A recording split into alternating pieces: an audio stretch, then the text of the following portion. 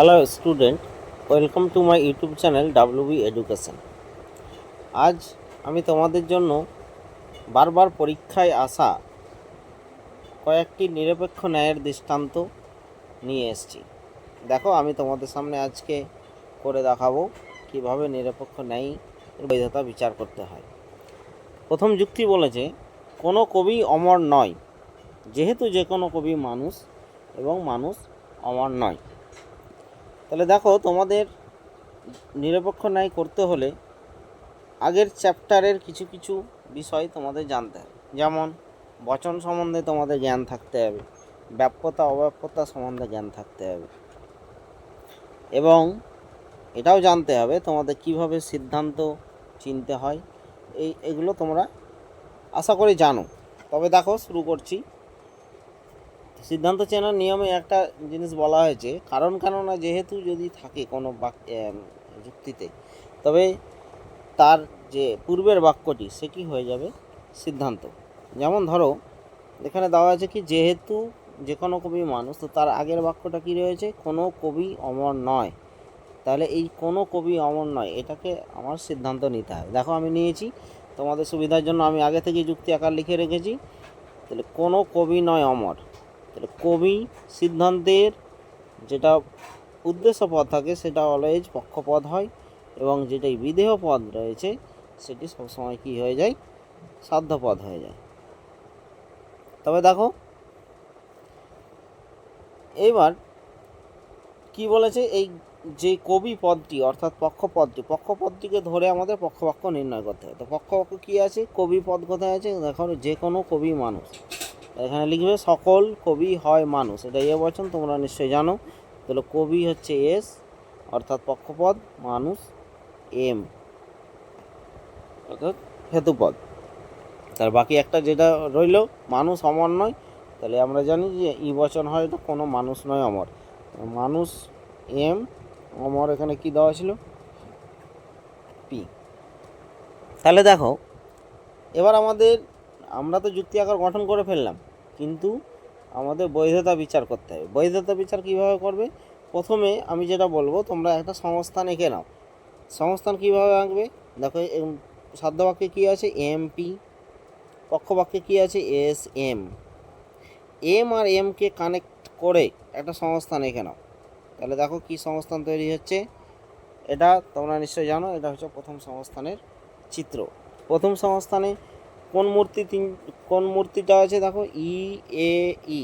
প্রথম সংস্থানে ই এ ই দিয়ে কি মূর্তি আছে, তোমরা নিশ্চয়ই জানো, শিলারেন্ট মূর্তিটি প্রথম সংস্থানে আছে। তাহলে এটি আমরা এখন পর্যন্ত বলতে পারি যে এই ন্যায়টি বৈধ। কিন্তু তবুও আমাদের একটা নিয়ম চেক করতে হবে, যার জন্য আমরা নিশ্চিত হতে পারবো না যে এই ন্যায়টি বৈধ কিনা। সেটা কি, সেটা হচ্ছে পদের নিয়ম। পদের নিয়ম বলতে কি, একটি নিরপেক্ষ ন্যায়ে তিনটির বেশিও পদ থাকতে পারে অনেক সময়। সেটা পরবর্তীতে যদি উদাহরণ থাকে তাহলে নিশ্চয়ই আলোচনা করে দেবো, তবুও চেক করে নাও। দেখো, মানুষ অর্থাৎ এখানে একটি পদ, অমর এখানেও একটি পদ, কবি এখানেও একটি পদ, অর্থাৎ মোট তিনটি পদ রয়েছে। তাহলে এই ন্যায়টি নিশ্চয়ই বৈধ, এবং এটি প্রথম সংস্থানে মূর্তি হচ্ছে শিলারেন্ট। প্রথম সংস্থানের মূর্তি কি, শিলারেন্ট।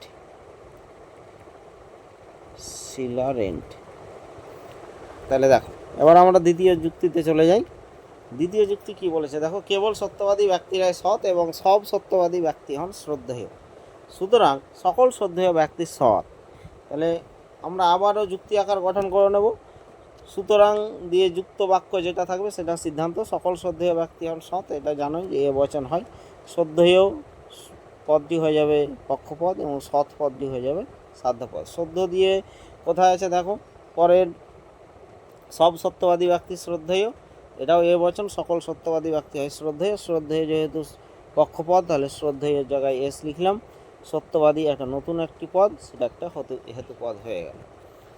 এবার কি বলেছে, কেবল সত্যবাদী ব্যক্তিরাই সৎ। এখানে একটা কি বচন হবে তোমরা নিশ্চয়ই জানো, এ বচন, কিন্তু উদ্দেশ্য বিধেয় পরস্পর পরিবর্তন হবে। দেখো, আমি করে রেখেছি সকল সৎ ব্যক্তি হন সত্যবাদী। তো সৎ তো আমরা জানি টি অর্থাৎ সাধ্যপদ, সত্যবাদী তো হেতুপদ পেয়েছি। আমরা আগের মতো বৈধতা বিচার করার জন্য এরও একটা সংস্থান তৈরি করে নেব, PMMS। তাহলে দেখো কি হচ্ছে, এমকে কানেক্ট করলে কি হয়ে যাচ্ছে, এটা দেখো একটা জেড আকৃতি তৈরি করছে, যেখানে জেড আকৃতি তৈরি করবে সেটাই হয়ে যাবে কি চতুর্থ সংস্থান। কি সংস্থান? চতুর্থ সংস্থান। চতুর্থ সংস্থানে ট্রিপল এ দিয়ে তো কোনো মূর্তি হয় না, তাহলে আমাকে কি করতে হবে, এখানে নিয়ম চেক করতে হবে। কি নিয়ম চেক করব?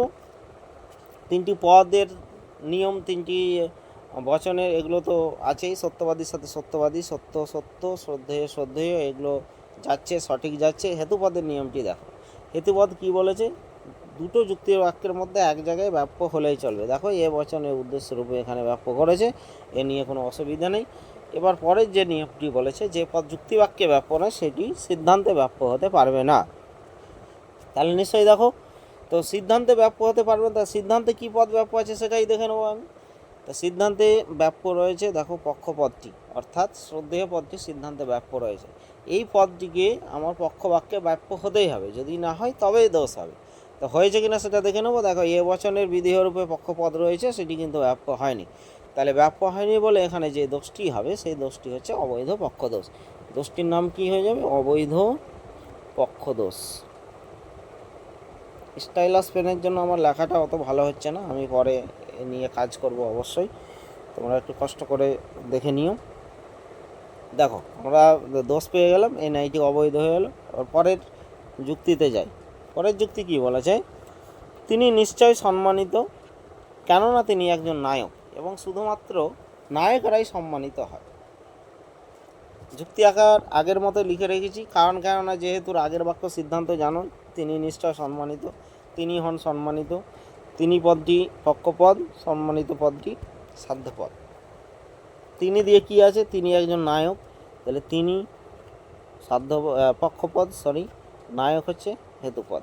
এবার শুধুমাত্র নায়করাই সম্মানিত, এইসব বচনগুলোকে লক্ষ্য করবে, শুধুমাত্র দেওয়া আছে, অর্থাৎ এটি এ বচন তো হবে এবং উদ্দেশ্য বিধেয় পরস্পর পরিবর্তন হবে। দেখো সম্মানিত প্রথমে চলে আসবে, নায়ক বিধেয় পদে চলে যাবে। তো সম্মানিত কী রয়েছে, পি পদ অর্থাৎ সাধ্যপদ, নায়ক হচ্ছে হেতুপদ। তাহলে এখান থেকে আমরা যদি সংস্থান তৈরি করে নিই একটা, তাহলে আমরা কি পেয়ে যাব, বৈধতাটা বিচার করতে সহজেই পেরে যাব। তাহলে দেখো এটা কোন সংস্থান হচ্ছে, এমকে কানেক্ট করে দাও, তবেই সংস্থান তৈরি হয়ে যাবে। দেখো এটি দ্বিতীয় সংস্থান। দ্বিতীয় সংস্থানে ট্রিপল এ বলে তো কোনো মূর্তি নেই, তোমরা মূর্তিগুলো মুখস্থ করে নেবে, কিন্তু ট্রিপল এ মূর্তি নেই। তাহলে অতএব আমি আবার আগের মতোই দেখব তিনটি পদ রয়েছে কিনা, সম্মানিত সম্মানিত, নায়ক নায়ক, তিনি তিনি পদ রয়েছে, কোনো অসুবিধা নেই। এবার দেখো যে হেতু পদগুলি দুটি যুক্তিবাক্যের মধ্যে এক জায়গায় বাক্য হয়েছে কিনা। তাহলে প্রথম সাধ্য বাক্যে দেখছি যে হেতুপদ এ বচনে বিধেয়রূপে বাক্য হয়নি, পক্ষবাক্যও তাই দেখছি, হেতুপদটি এ বচনে বিধেয়রূপে বাক্য নয়। কিন্তু এখানে কি করেছে, নিয়ম লঙ্ঘিত করেছে। নিয়ম লঙ্ঘিত করেছে কোন পদে, হেতুপদে। অতএব এই যে দোষটি হবে সেই দোষটির নাম হচ্ছে অব্যাপ্য হেতু দোষ। অব্যাপ্য হেতু দোষ, অবৈধ বলবে না কিন্তু, নইলে এটা ভুল হয়ে যাবে। অব্যাপ্য হেতু দোষ।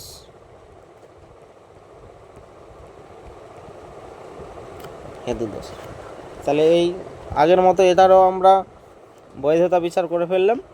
এবার নেক্সট একটি যুক্তি রয়েছে, দেখো কলকাতা ভারতের অন্তর্গত, দুবাই ভারতের অন্তর্গত নয়, সুতরাং দুবাই কলকাতার অন্তর্গত নয়। তাহলে এর সিদ্ধান্ত তো আমরা জানোই যে সুতরাং দিয়ে যেটা বাক্য আছে সেটা সিদ্ধান্ত হবে। লিখে রেখেছি দেখো, ই বচনে দুবাই নয় কলকাতার অন্তর্গত, দুবাই পদটি হচ্ছে পক্ষপদ, কলকাতার অন্তর্গতটা হচ্ছে হেতুপদ। এবার দেখো নেক্সট কী বলেছে, দুবাই দিয়ে কি আছে, দুবাই দিয়ে আছে দুবাই ভারতের অন্তর্গত নয়। তো দুবাই নয় ভারতের অন্তর্গত, এটাও ই বচন, এটা পক্ষপদ, এটা হচ্ছে হেতুপদ। তারপরে বলেছে কলকাতা ভারতের অন্তর্গত, এটা সদর্থক বচন, অতএব এ বচন। কলকাতা, কলকাতা হয় ভারতের অন্তর্গত, তো কলকাতা কোন পদ ছিল, পি পদ, এবং ভারতের অন্তর্গত পদটি হচ্ছে হেতুপদ। আমরা সংস্থান যদি আগের মতো নিয়ে নিই বৈধতা বিচার করার জন্য, PMSM, তাহলে আমরা কি সংস্থান পাচ্ছি, দ্বিতীয় সংস্থান। দ্বিতীয় সংস্থানে এ ডবল ই, দেখো দ্বিতীয় সংস্থানে এ ডবল ই কিন্তু আছে, সেসারে ক্যামেস্ট্রেস বলে একটা মূর্তি আছে যেটি বৈধ মূর্তি, কিন্তু আমি বলেছি এখানেই সাবধান, এখানে কেউ যদি বৈধ করে চলে আসে তবে কিন্তু ন্যায়টি ভুল হয়ে যাবে। তাহলে আমাদের দেখতে হবে একটি মাত্র নিয়ম, সেটি হচ্ছে পদের নিয়ম। পদে কি বলেছে, আমাকে মিলাতে হবে, আমার পদগুলো ঠিকঠাক মিলছে কিনা। ভারতের অন্তর্গতের সাথে ভারতের অন্তর্গত মিলছে, দুবাইয়ের সাথে দুবাই মিলছে, দুটো পদ তো পেয়ে গেলাম। দেখো এখানে কলকাতা আর কলকাতার অন্তর্গত অর্থই চেঞ্জ হয়ে গেছে। অতএব এখানে 3টি পদের জায়গায় 4টি পদ আছে। তাহলে এই যে দোষটি হবে না সে দোষটির নাম হচ্ছে চতুষ্পদী দোষ, অর্থাৎ 4 পদ ঘটিত দোষও একে বলা যায় চতুষ্পদী দোষ। তো বন্ধুরা, আজ আমি 4টা যুক্তি নিয়ে এসেছিলাম। তো ভিডিওটি যদি ভালো লাগে তো অবশ্যই লাইক করবে, সাবস্ক্রাইব করবে। আমি তোমাদের যদি কমেন্ট পাই তাহলে আমি চেষ্টা করব আরও বেশি বেশি যুক্তি আনা, আরও বিভিন্ন চ্যাপ্টারের তোমাদের রিকোয়ার্ড মতো তোমরা যেভাবে বলবে সেইভাবে আমি ভিডিও করে দেব অবশ্যই। আর আমাদের চ্যানেল, আমার সাথে থাকো এবং আমাদের চ্যানেলটিকে সাবস্ক্রাইব করে রাখো। আমি নিশ্চয়ই তোমাদের এই বছরের যে সিলেবাস, সেই সিলেবাস অনুযায়ী আমি ঠিক ভিডিও দিতে থাকবো। ভিডিওটি দেখার জন্য ধন্যবাদ।